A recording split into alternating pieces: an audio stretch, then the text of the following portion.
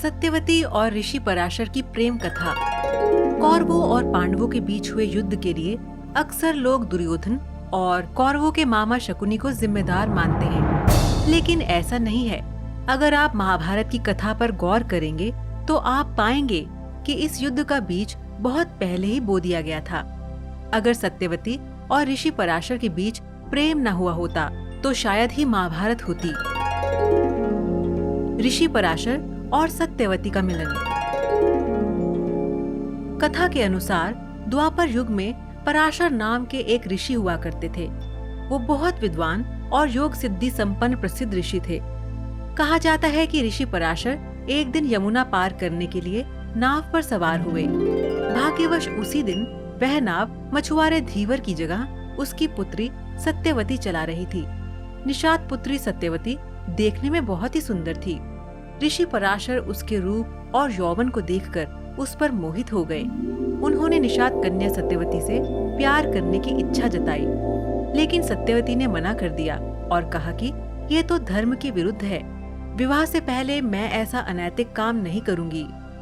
पराशर ऋषि नहीं माने और उससे बार बार प्यार करने का निवेदन करने लगे। अंत में सत्यवती ऋषि पराशर से संबंध बनाने को तैयार हुई। सत्यवती ने ऋषि के सामने 3 शर्तें रखी। क्या थी वो 3 शर्तें, आइए जानते हैं। पहली ये कि उन्हें ऐसा करते हुए कोई नहीं देखे।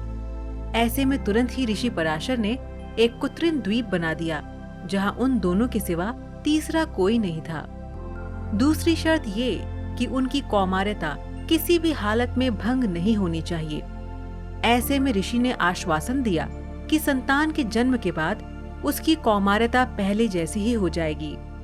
और तीसरी शर्त ये कि वह चाहती है कि उसकी मछली जैसी दुर्गंध मनमोहक सुगंध में बदल जाए। तब पराशर ऋषि ने उसके चारों ओर एक सुगंध का वातावरण निर्मित कर दिया, जिसे कि कई मील दूर से भी महसूस किया जा सकता था। सभी शर्तों को पूरा करने के बाद सत्यवती और ऋषि पराशर ने नाव में ही संबंध बनाए। कुछ महीने बाद सत्यवती को एक पुत्र हुआ, जिसका नाम कृष्ण द्वैपायन रखा गया। यही पुत्र आगे चलकर महर्षि वेद व्यास के नाम से प्रसिद्ध हुआ। यही निषाद पुत्री आगे चलकर हस्तिनापुर नरेश शांतनु की रानी बनी।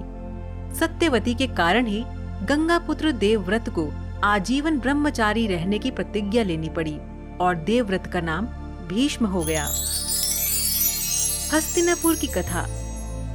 बाद में सत्यवती के राजा शांतनु से चित्रांगद और विचित्रवीर्य नाम के 2 पुत्र हुए। चित्रांगद के बड़े होने पर उन्हें हस्तिनापुर का राजा बनाया गया। कुछ ही समय बाद गंधर्वों से युद्ध करते हुए चित्रांगद मारे गए। इस पर भीष्म ने उनके अनुज विचित्रवीर्य को राज्य सौंप दिया। विचित्रवीर्य अपनी दोनों रानियों के साथ भोग विलास में रत हो गए, किंतु दोनों ही रानियों से उनकी कोई संतान नहीं हुई और वे पीलिया रोग से पीड़ित होने के कारण मृत्यु को प्राप्त हुए। तब माता सत्यवती ने अपने पहले पुत्र वेद व्यास को बुलाया, जिससे धृतराष्ट्र, पांडु और विदुर का जन्म हुआ। तो दर्शकों, हम उम्मीद करते हैं कि आपको ये वीडियो पसंद आया होगा। जाने से पहले हमारे इस वीडियो को लाइक और शेयर करना ना भूलें और इसी तरह की और ज्ञानवर्धक वीडियोस देखने के लिए हमारे चैनल समय चक्र को सब्सक्राइब करना ना भूलें। धन्यवाद।